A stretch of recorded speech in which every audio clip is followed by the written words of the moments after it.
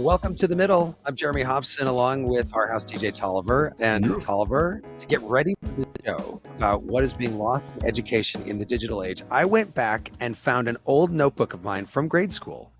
I was 9 years old, and I wrote in cursive, and it was pretty good cursive, if I do say so myself. No, see, I'm a DJ. My handwriting is terrible. It's like Sanskrit. Like a doctor's handwriting. Yeah. Well, I found pages in this notebook about Harriet Tubman, the human heart, different kinds of maple trees, the USSR, which gives you a sense of, it was like 1991, and a paragraph repeated over and over in which I write, in your notebooks, use each page, both sides, always date your work, proofread your work. All things you had to do before computers were around. But as a journalist, I can say that proofreading your work is actually a very good thing to know how to do. So this hour, we want to hear from students, parents, teachers about what is being lost in education in the digital age, especially with artificial intelligence. And we're taking your calls at 844-4MIDDLE. That's 844-464-3353. Or you could write to us in cursive if you want at listentothemiddle.com. I guess you'd have to use a font that looks like cursive. But first, last week on the show, we asked whether or not you feel represented by the political process right now. Here are some of the comments we got on our voicemail. My name is Ryan. I'm calling from Santa Rosa Beach, Florida. I think for me, representation would mean that when I go to the ballot box, I have a diverse and well-represented slate of choices, represented a diverse range of solutions. Hi, my name is Heidi Jones from Minneapolis, Minnesota. And no, I don't feel representative because there has been no gun reform. I know two of the moms whose children were shot at Annunciation School here in Minneapolis 15 days ago, and we still have no change from our lawmakers. And it's really hard to feel representative when nothing has changed. Hi, this is Connor Richmond calling from Houston, Texas. You can go into a bar, into a coffee shop, have conversations with your friends, and the vast majority of Americans will have common sense agreement on the vast majority of controversial issues. But the politicians that we elect continuously do nothing about it, regardless of party. Well, thanks to everyone who called in. You can hear that full show by subscribing to The Middle wherever you listen to podcasts. And by the way, we do have a new episode all about free speech right now in America with journalist Mike Pesca. That's there as well. Wherever you listen to podcasts, just subscribe to The Middle. So now to our question this hour, what is being lost in education in the digital age? Everything from basic penmanship to critical thinking skills. Tolliver, how can people reach us? You can call us at 844-4MIDDLE. That's 844-464-3353. Or you can write to us at listentothemiddle.com or comment on our live stream on YouTube. We already have some comments, so I know it's going to be a hot one today. I think so. Joining us this hour, Kathleen deLaksi, founder of the Education Design Lab and author of the book, Who Needs College Anymore? Kathleen, welcome back. Thank you. Thanks for having me. And Kaila Phan is also with us, an English teacher at Lorain High School just outside of Cleveland, Ohio. Kaila, welcome to The Middle. Thank you, guys. I'm very excited to be here.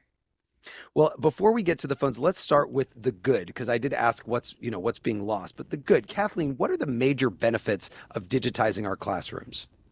Well, I mean, for one thing, we have personalized learning now. So this came along in maybe the 90s where, now a teacher can figure out how to meet the needs of different students in a large classroom.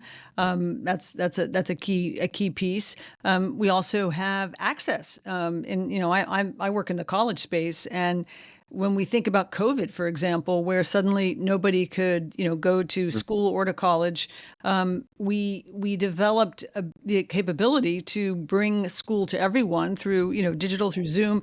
People complain about it, but we were able to get it to you. And now what's interesting is that access continues on, and so we have a lot more. There's a lot more access for people, particularly in rural areas, who can do a college class. There's a lot more classes that you can get that you couldn't get before.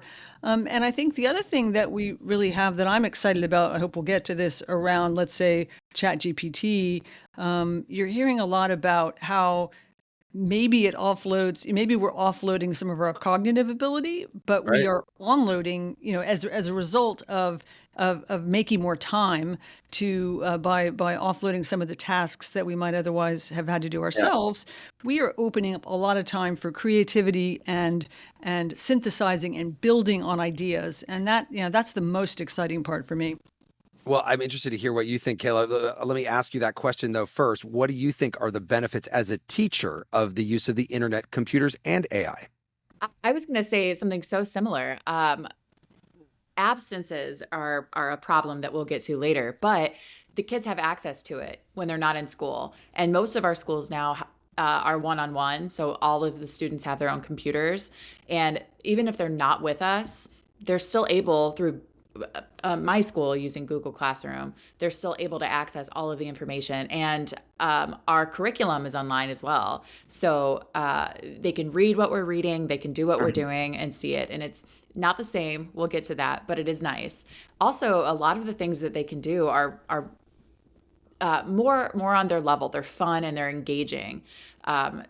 Kids like technology, so they can make a video now instead of just writing if they don't want to. There are just different ways to assess their learning, and technology really helps that. And before COVID, I just remember that wasn't really a thing. It was either a test or an essay, kind of.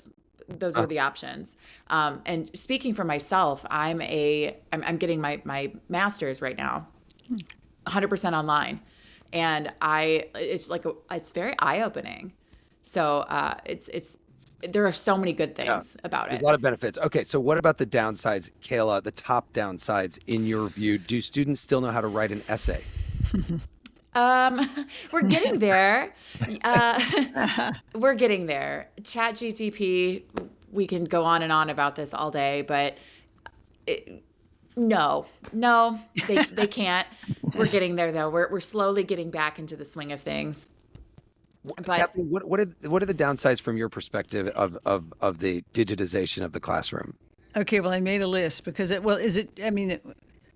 you can include all the things in the digital age, including social media. I mean, my list in order of importance before we got to AI, I would say loss of community, because we're retreating to our corners, self-esteem, and that's mostly the social media piece, I think, tolerance.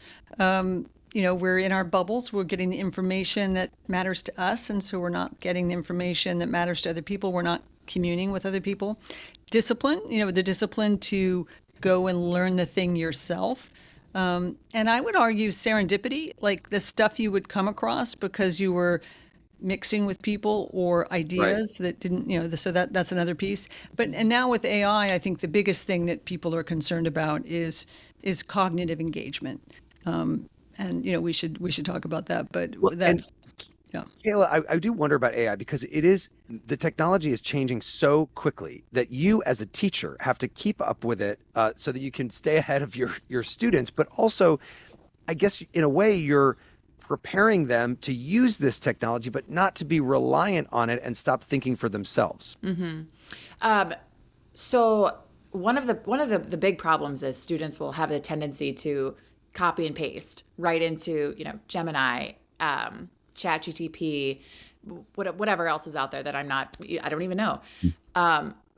But I'm trying to teach them this year, and I've given them this disclaimer of like, we're going to actually use ChatGPT this year to, for my class, I teach English, and also side note, I can definitely tell the difference between what AI generates and my 10th graders, so cheating is not really an issue because it's you didn't write this.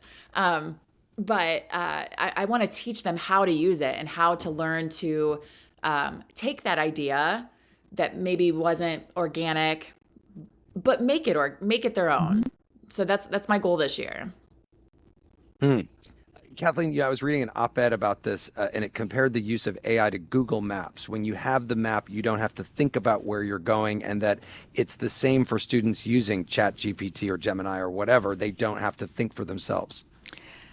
Yeah, that's the concern in my community. So I teach at the college level, and a lot of people are, sort of concerned about like this study that came out a few months ago from MIT that it analyzed groups of college students who were all doing an essay, and some of them were, were told they had to write it by rote and themselves, and another group was allowed to use AI to assist, and a third group just kind of like was able to completely use the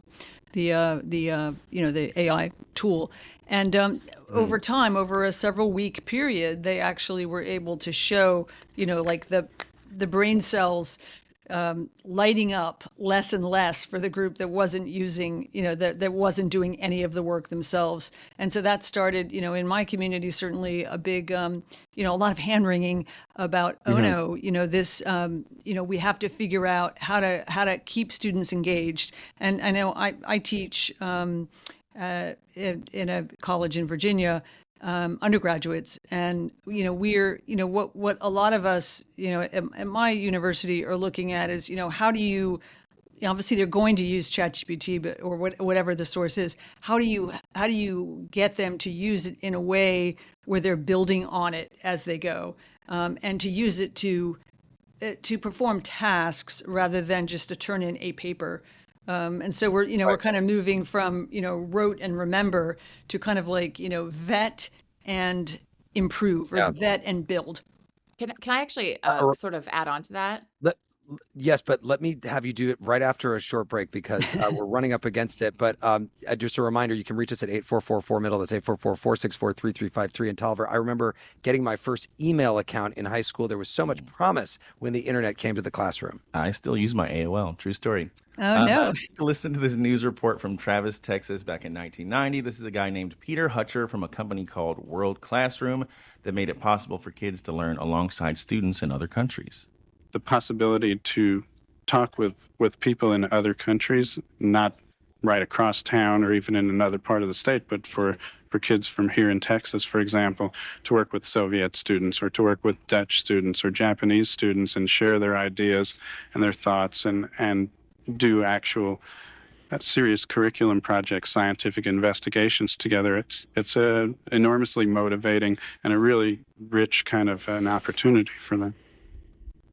What he didn't know at the time back in 1990 was that with social media, kids can also get into arguments with the Dutch and the Soviet Kids. Tolliver, They what are speak we the same listening to language, here? This is Two-Way Army with Our Friends Electric. So they were the first band to have a #1 hit playing a synthesizer, which is, kind of like the AI of instruments back then, except you really had to get the fingers right. You're playing a synthesizer. Right. You get it? We're taking your calls next on The Middle. This is The Middle. I'm Jeremy Hobson. If you're just tuning in, The Middle is a national call-in show. We're focused on elevating voices from the middle, geographically, politically, and philosophically, or maybe you just want to meet in the middle.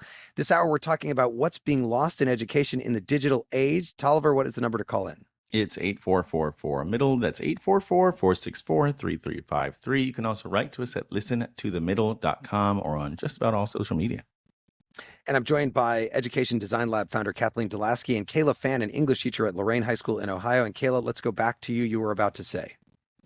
We were talking about AI, and one of my favorite things that I've used, and I've taught my students how to use this, is typing in let's say, for example, a prompt that a teacher gives them. I had a student last year at the end of the year come up to me and say, my history teacher told me to write this and I don't understand even what it's asking. So I said, you know what, let's put it into AI. So we copied and pasted the prompt into Gemini, and I said, lower the Lexile level. And I taught them that word too, which was kind of fun for me as an English teacher. And it brought the reading level down to what they could understand. And from there, they were able to do the assignment. So I think, Kathleen, you were talking about building on their knowledge instead of just typing, having it write an essay. That's exactly what I use those things for with my students. It's very helpful. Let me go to the phones because they are lighting up. Ken is calling in from Joliet, Illinois, outside Chicago. Ken, welcome to The Middle. Go ahead with your thoughts. Thank you so much. I hope you can hear me okay. I'm driving home from open house. Couple things I wanted to point out. To me, as a teacher of 24 years, I think resiliency, and figuring things out for themselves is very important at the high school level. And I would say, I don't know what jobs you're going to have in 10 years, but I do know you need to know how to collaborate, and you definitely need to know you have to have resiliency, and that's not something you're born with. It's something you got to practice. And students not, I guess looking for help through AI a little quicker than you'd hope. not asking friends for help, just kind of plugging things into AI. I do feel that resiliency has changed, has decreased, along with collaboration, where it's almost like my ninth graders have to learn how to communicate with each other, and that's part COVID. But I do think it's also working together. Why do I need you three people when I can just hop on my laptop and have this thing down in a few seconds? Well, and so Ken, like, what do you do about that? Do you have any solution to that right now? Do you use less technology in the classroom as a result? It's going to really depend on what I want them to do. So I have turned to kind of like a timed write where I have a prompt and they can prepare however they want to, but they're writing that puppy in the class. So they can use whatever tools they want to gather their thoughts. And let's say they didn't have a thought. Let's say like that. I didn't catch the teacher's name from Ohio, where you can plug in the prompt and it could change the lexile so that student understands. Yeah. And they can kind of, use AI as a tool, replace either their friends or a tutor or something, to prepare them to, spit out their own thoughts, type of thing. Yeah, great. Ken, we've got it. Yeah. Thank you so much. I want to get to our guests here. Kathleen, what do you think about that? And again, you had brought up collaboration and being able to sort of work with other people, but what did you make of what Ken had to say?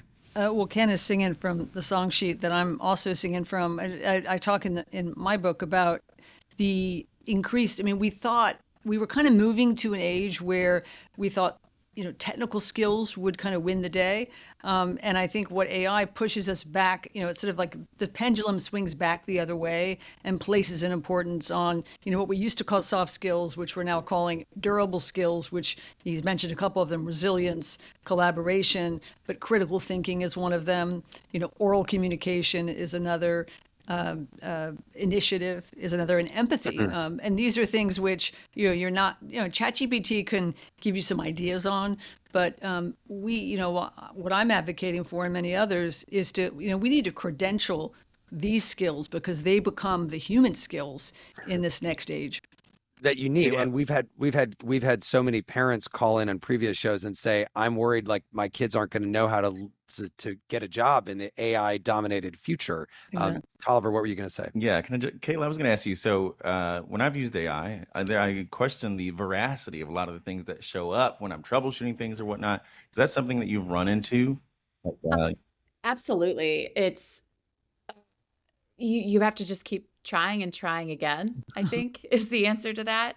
And we've also taught, I've taught the kids, like, this isn't always accurate. This is not always going to be the answer. So you can rely on it to an extent, but let's limit it. Right. Jack is calling in from Denver, Colorado. Jack, what are your thoughts on what's being lost in education in the digital age? Yeah, hi there. So this one's a little near and dear to my heart. I'm a software engineer. I've been out of college for about 5 years, and I can remember some pretty clear conversations I had with my parents and my now in-laws about the fact that when I went through college, I never had to read a book. So the library was really just a place for me to study and use the internet and use Google. And so, I kind of lean towards the side of the students where, especially being in software now, we see AI, we see these incredible tools, and I think some of the best parts of them is really how they can lower the barrier to entry for complicated topics. So if you look at some of the hard maths and sciences, you look at physics, you look at like organic chemistry, oh my goodness, what I would have done to have ChatGPT or Claude when I was taking OChem. And so using it as a tool that can kind of grow with you and can help you solve these complicated problems, I think is invaluable and will continue to be invaluable. But I think something that's been touched on here is I love the idea of kind of having timed writes for writing, like trying to put constraints around these problems so that it's hard or impossible to use AI to solve them. And I wanted to get some more perspective from you and from the guests on how do you think curriculum can shift to kind of help students keep that critical thinking aspect of learning while still being able to use ChatGPT as a tool that grows with you. So I think of it kind of as like a graphing calculator, I was able to take a TI-84 into the SAT classroom, sit down and take a test, and that's not cheating, but that's certainly doing a lot for me, right? And so, if you have a world with AI now, what can I learn? Can we raise the ceiling? Can we change what I'm doing in the classroom such that when I ultimately get out of school, I'm ready for the workforce? Yeah. Okay, great question. And I think that when I was in school, it was a TI-83, so they might have gone up a level since then. But Kaila, what do you think about that? How can you sort of harness the good and also make sure that people have the critical thinking skills that they need? So, first of all of this just is reminding me that teachers can't be replaced. The tool is wonderful, but they still need that human connection, and that's part of it. But also, I'm currently doing a unit about pen pals. It's a novel we're reading, and it's almost like we have to, as an educator and as a curriculum designer, we have to go back and think about what we used to do 20 years ago. It's almost like these things without technology, that when we're not, pen to paper is a novelty to these kids. Do they know how to do it? Do they know how to write with a pen? Actually, I would say yes. It's not as uncommon as you would think. I think as an adult, I'm worse at it than they are sometimes. I was going to say that. Yeah. But they're so interested in this idea of handwriting a letter to a pen pal. It's incredible. And also, this is just a side note, well, kind of. I was having a conversation with some other teachers tonight who, her daughter is a junior high student, and the teacher had them close all of their devices and draw the map of the United States from memory. And it was, we did this maybe 10 minutes before the show started. And so all of the adults that were in this conversation were doing it with the students. So I do think that teachers know exactly what we're supposed to be doing here. I'm seeing it in my class. I'm seeing it in other classes. Going back to the foundations, taking it home. Let me go to Abby in Durham, North Carolina. Abby, go ahead with your thoughts. Yeah, hey, so I was actually just having a very similar conversation last night.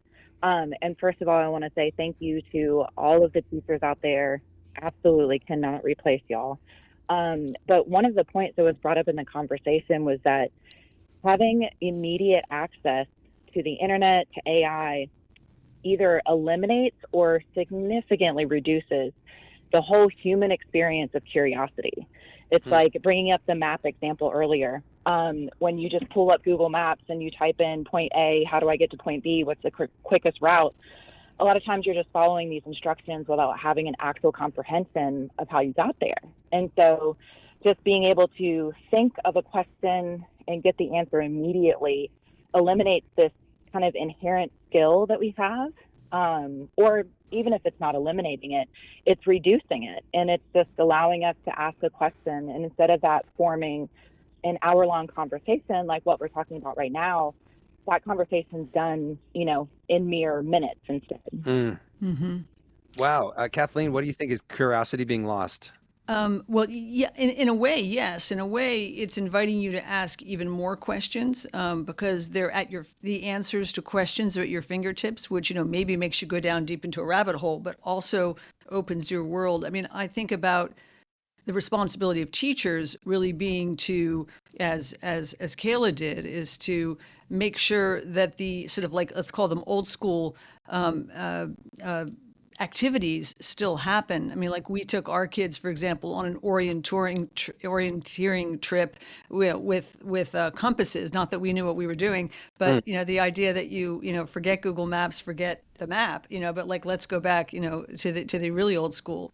And I think I think I'm older than anyone else, in this on stage here tonight. I remember, having to learn like long division, which convinced me that I was bad at math. And, I think about now, now when I want to know something with math, I'm just using ChatGPT. Right. And so, would I have had a different trajectory? I'm perfectly happy with where I ended up, but like, would I had a different view of my capabilities as a learner who thought of myself as being bad at math and bad at art? These tools. Exactly. That's kind of interesting to think about. Yeah, maybe I would have, maybe the bad grades that I got in physics and chemistry were just because I didn't have AI to. Right. Yeah. Tolliver, you've been reading some of the comments coming in at listentothemiddle.com. What are people saying? Yeah, they're all AI. Shannon in Chicago says, we used to ask other people. We would speculate with our family at dinner. We would imagine possible answers. We would exercise our minds. So she's lamenting the loss of that. And then Lisa in Rittman, Ohio says, what really frustrates me is that no matter how much I try to limit screen time at home, school's use of technology is blasting through those guidelines. And then Maria in Vegas teaches medical students, and she worries about the effect of technology and AI in the context of kids having been shut-ins during COVID. And I think that's something we could bring to our guests. Yeah, well, yeah. I mean, Kaila, when you talk about this, COVID definitely comes up again and again because it really did, as Kathleen said in the beginning, it forced everybody to have to use technology in a way that they hadn't before. But a lot of the effects have been lingering and not always in a good way. Absolutely. So I am an avid TikTok watcher, and a lot of times I will scroll on there and I will see. I think the last commenter was a nursing teacher. Sorry if I'm wrong about that, but they will have a like the RN test on there, and they're giving the answers to this test as they're taking it. I don't know how that's legal. I don't know how that's possible, but that's frightening that sometimes a big assessment or something they really need to do on their own with their own thoughts and just it's so accessible that they're just getting through it. Right. And I'm sure that there are very wonderful people out there who don't use this, but the fact that it is out there is a little frightening. We've got a student on the line. I'd love to hear from him. Ian is in Raleigh, North Carolina. Ian, go ahead. What do you think about what's being lost in education in the digital age? Yeah, so I'm an electrical engineering student. So what we learn about is technology and all that stuff, and we're expected to use AI in almost everything we do. Teachers almost assign stuff expecting you to use AI with increased difficulty or other stuff, and you have to use AI all the time, even if you didn't want to. AI is such a big part of this new technology and how computers work that you're required to use it, and you lose some soft skills like programming. Instead of debugging your own code or doing stuff like that, you would just run it through an AI and see, hey, what's wrong with this? What's messing up? And you fix it off of that. So you lose soft skills and you lose the ability to live without AI. Do you think that like we just heard somebody say that you lose curiosity? Do you feel like you lose your curiosity because you have to rely on AI as much as you do? I don't think you lose curiosity. I think you'll still have questions, and I think AI just functions to help you finish that curiosity quicker. So it feels like you're losing curiosity. You're just losing the time that curiosity takes up. So it feels like you're using it less, but really you're just having to look less. Yeah. Thank you very much for that call, Ian. And Kathleen, that brings up another question I wanted to ask you about time. And we've heard this a couple of times. It takes less time to do this thing, so you're moving faster. I've also read that students are having a harder time like reading a full book because of the attention span problems that we all have because of social media and just what's happening in our world right now. Yeah, so that didn't start with AI. That started with the remote. Remember when we all could, suddenly, skip commercials, and now when you have to watch a commercial, you're like, oh my gosh, like whoever could do this, right? So we've been conditioned. I mean, now they say Gen Z has a attention span of 7 seconds. I think that's you could probably say that for most of us, to be honest, right? And so I think that's the way that I deal with that in my teaching, because I see it, I feel it among my students, even though I'm teaching a hands-on design sprint kind of a class where they're physically having to I make them get up and move around, work on the whiteboard, and yet still, you can see that, the sort of the mind's wandering off and, people skulking into the corner to retreat in a hoodie or something. And so, I think we have to combat that, but we just have to recognize that is, that's the reality that we're dealing in. And I don't blame any particular part of the digital age for that. It does feel so nice though when you actually get to take some time and not be distracted by anything else and just focus on the one thing. Tolliver, there was an unbelievable story earlier this year out of Connecticut that gets to some of what we're talking about here. Yeah, there was a student named Alicia Ortiz. She graduated from high school with honors, but says she was functionally illiterate when she got to college. Listen to this story from WRAL. Even today, could you read this, or would it take you a long time? It's impossible. I just see his words everywhere. Alicia graduated from the Hartford Public School System last year, but she says today she is illiterate. She still doesn't know how to read or write.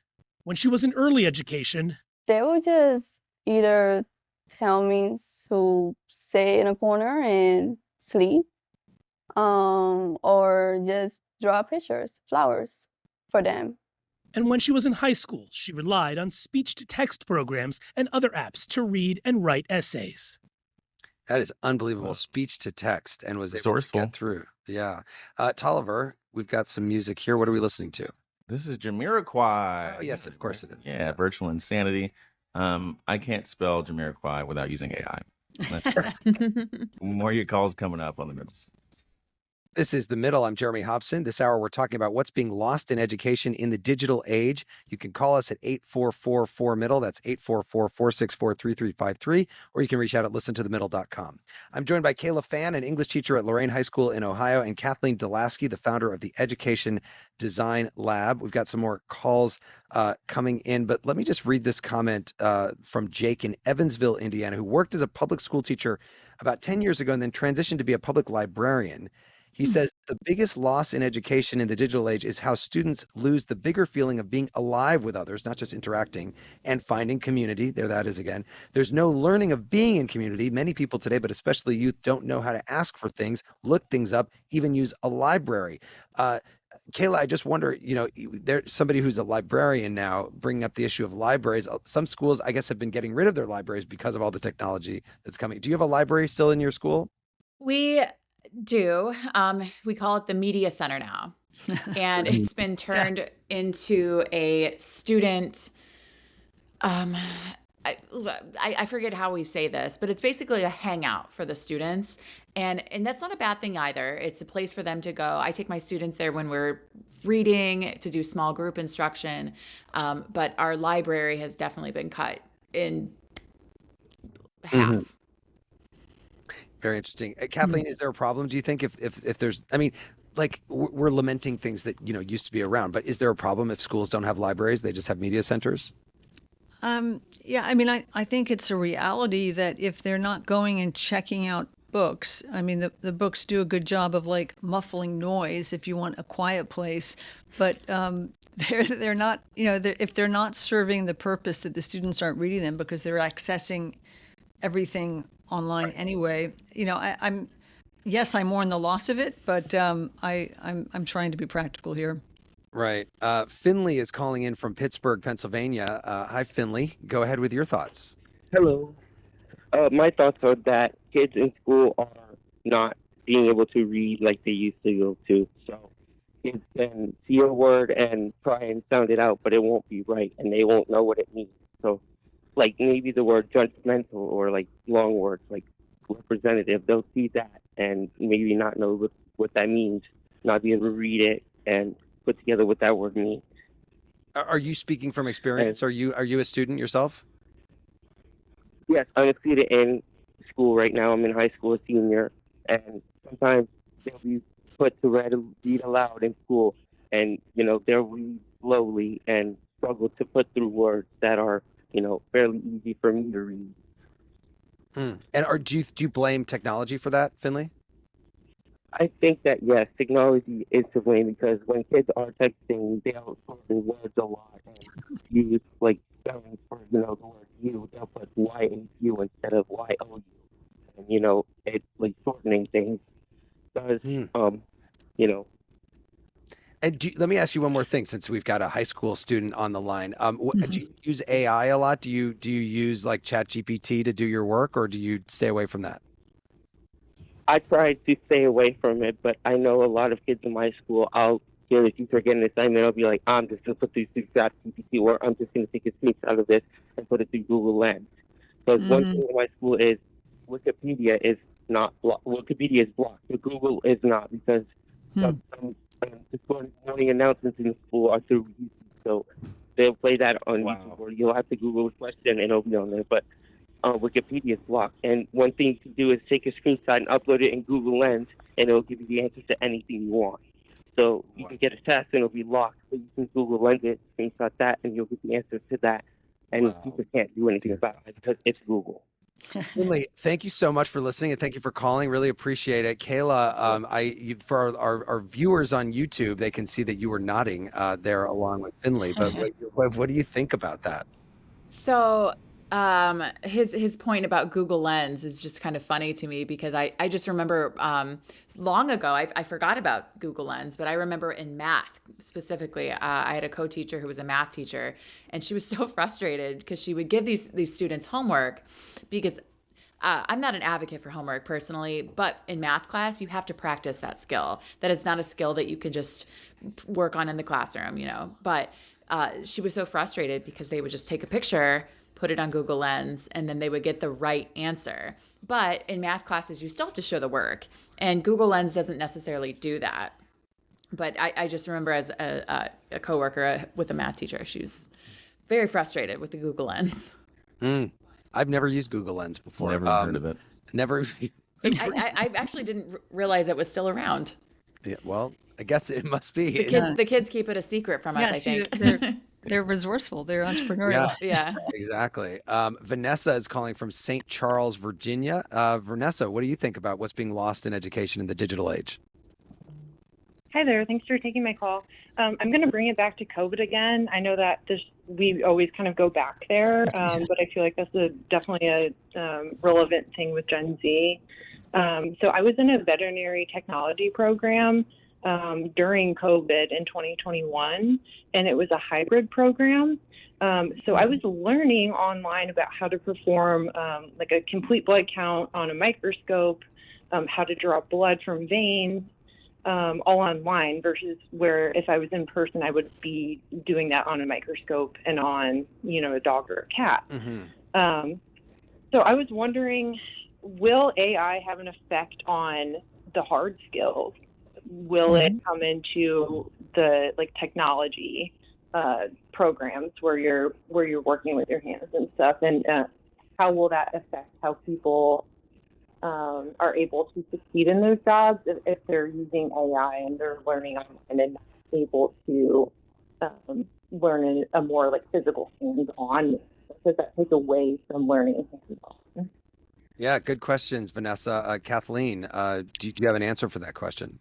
Yeah, this is something that we work on at the Education Design Lab, which is creating shorter term programs than a full college degree, and often they are technical programs. And one of the reasons they need to be shorter is because the technology changes so quickly. Often that you need, the veterinarian role might not change, but the technology you're using does. And so, yes, COVID kind of pointed out that, wow, it's really hard to do this online. But I think it also taught a lot of the, simulation companies and now AI companies are figuring out how to do simulation, and some of it's like augmented reality or virtual reality to, allow you to actually, pretty well simulate in a way that somebody would still hire you to do that role. I mean, obviously there's exceptions and you'd want to get into a real life situation when you can, but it's helping to democratize actually some of these job training programs that, before didn't have enough slots for people to go into. Let me get to another caller. Joseph is calling from Full Share, Texas. Joseph, go ahead with your thoughts. Hi, thank you. Yeah, I've been enjoying the conversation. I'm going back into teaching after 10 years, and I use AI to write up menus and things like that. But what has led to all this wonderful technology was people, philosophers, thinkers, being alone with their thoughts. And what's been hindered is that time that students get, even away from school, to be alone in their thoughts. I still journal, and it's very rare to just be able to put down my phone and take my journal with me and a pen and go somewhere and just be alone and write words from scratch. I'm also an author, so I know the value of that. And I think that is just something that is being lost. But at the same time, the benefit of things like AI, if students learn to use it this way, and I've been thinking about this a lot going back into education, is they need to learn to have their original thoughts and then, maybe treat AI as a sounding board. Right. How far can they take those thoughts? Yeah. And, Joseph, that might be something to do. Great points.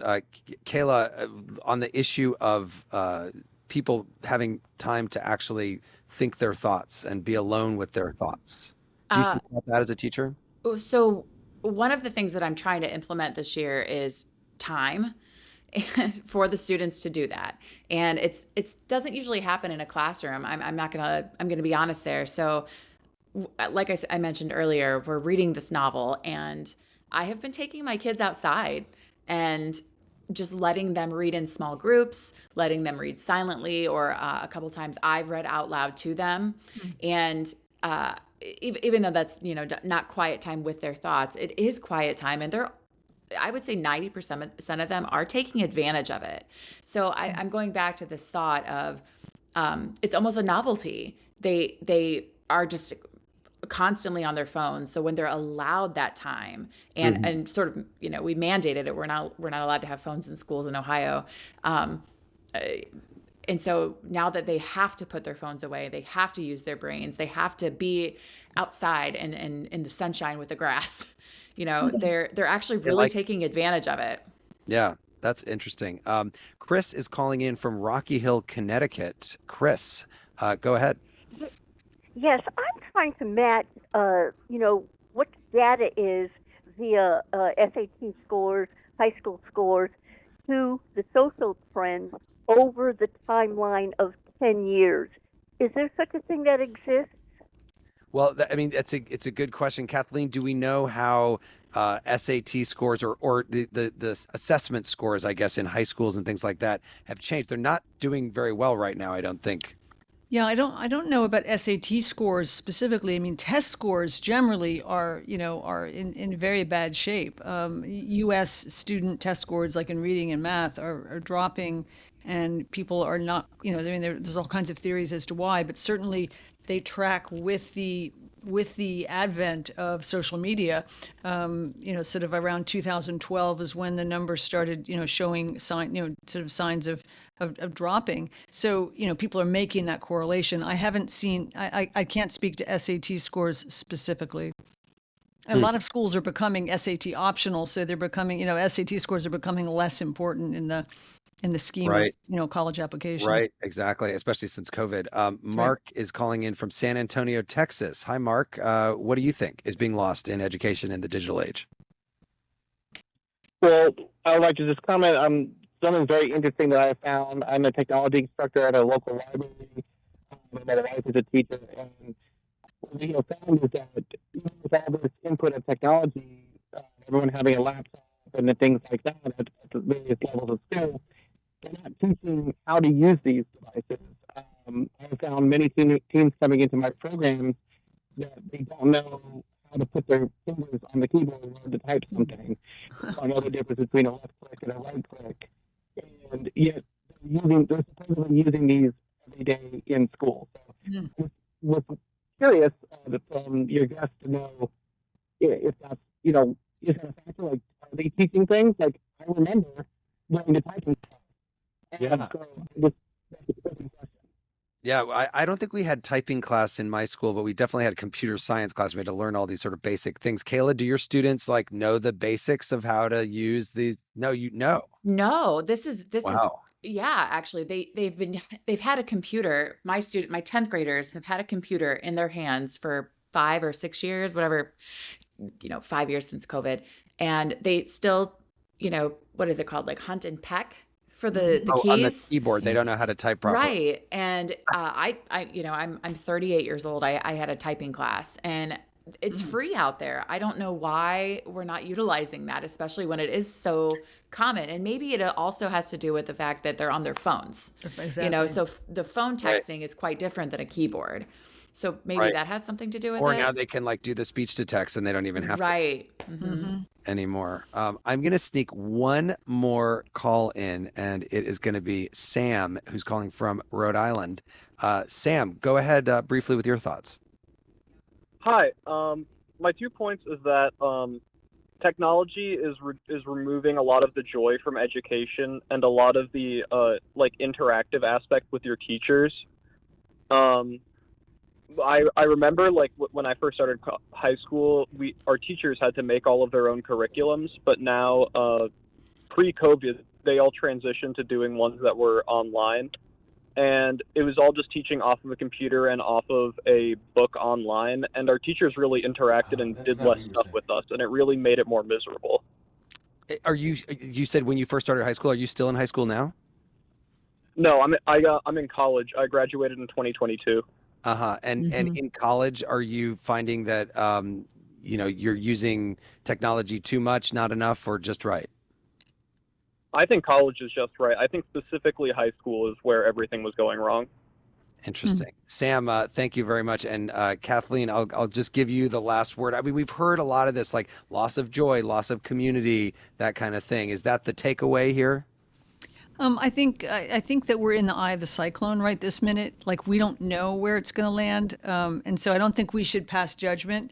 And I do feel bad for this couple of years of students, because they're really totally the guinea pigs while we're trying to figure it out, right? We're inventing this as we go along with them. So I think when we come out on the other side of this in like 2 years, that we're going to have best practices. And, the caller if he were in high school at that point, would feel a lot better about the joy. We're going to come out on the other side of this in 2 years. Kathleen deLaksi, you made news there. I want to thank my guests, Kathleen deLaksi, the founder of the Education Design Lab, author of the book Who Needs College Anymore, and Kaila, Phan, an English teacher at Lorain High School in Ohio. Thanks so much to both of you for a great conversation. Absolutely. Thank you for having us. Thank you. And before we go today, I want to take a moment to remember one of the very first guests that we had on this show when it started as a weekly broadcast almost 2 years ago.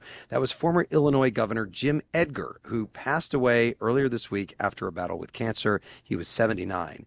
Edgar was a Republican who knew how to work across the aisle. He had a good working relationship with the Democratic mayor of Chicago at the time, Richard Daley. He talked with us about the importance of bipartisanship and treating people, even your political opponents, with civility. Politicians, everybody says, oh, they're worried about us getting reelected. Well, you want to get reelected, but you want to do something while you're there. If you don't, you made a big mistake, because that's not a great profession if you don't want to get something done. The money's not that good, and the hours are lousy, and people are mad at you all the time. So to get something done, especially for a Republican in Illinois, you have to reach across the aisle. You have to work with Democrats. Illinois is a very diverse state, and there are all kinds of points of view, and you've got to respect those points of view and work with them. You're not always going to agree, but I do think if you treat people with civility, and you get to know them personally, you can get a lot more done.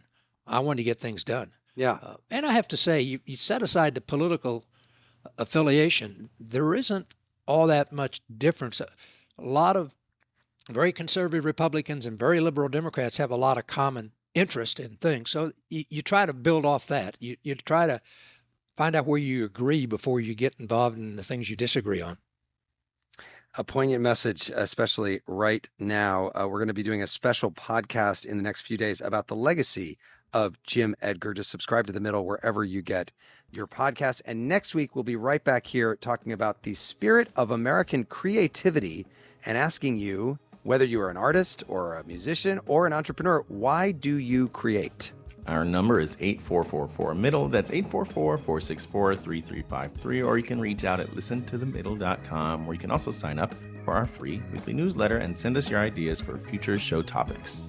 Yes, please do. The Middle is brought to you by Long Nook Media, distributed by Illinois Public Media in Urbana, Illinois, and produced by Harrison Patino, Danny Alexander, Sam Burmistaz, John Barth, Annika Deschler, and Brandon Kondritz. Our technical director is Steve Mork. Thanks to our satellite radio listeners, our podcast audience, and the hundreds of public radio stations that are making it possible for people across the country to listen to The Middle. I'm Jeremy Hobson. I will talk to you next week.